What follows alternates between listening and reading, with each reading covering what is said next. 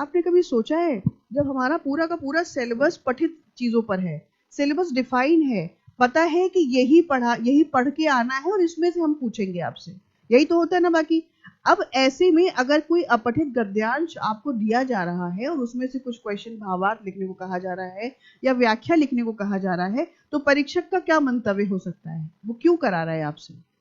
एक तरफ चीजें बता के पूछ रहा है, एक तरफ ना बता के पूछ रहा है। कोई जो पैसेज आपने कभी नहीं पढ़ा है वो पैसेज आपको दे रहा है। आप कभी सोचा इसका क्या पर्पस होगा ये लिखवाने का? देखो यहां पर दो बातें हैं।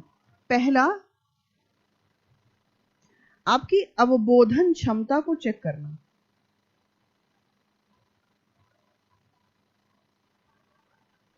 समझ रहे हो? मतलब आप जो लिखा है पैसेज वो समझ पा रहे हो कि नहीं, उसका मतलब ये है आपको समझ में बात आ रही जो पैसेज लिखा गया है कि इसके पीछे छिपे हुए भाव, मतलब तो इससे दो बातें समझ में आएंगी कि आपको भाषा की समझ है कि नहीं। जब भाषा को ठीक ढंग से समझोगे तभी तो सामान्य भाषा में लिख पाओगे।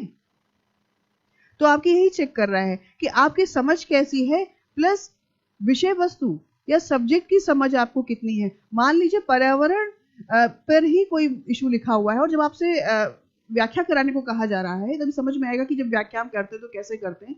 तो वो यही चेक कर रहा है कि आप कितना अवेयर हैं आसपास की चीजों के प्रति।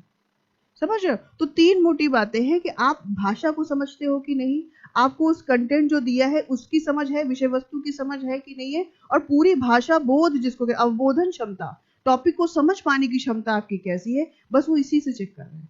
तो कुल मिला के भाषा के प्रति आपकी पकड़ कितनी है, भाषा पर पकड़ कितनी है, बस वही चेक हो रही है इस अपठित गद्यांश को देकर के।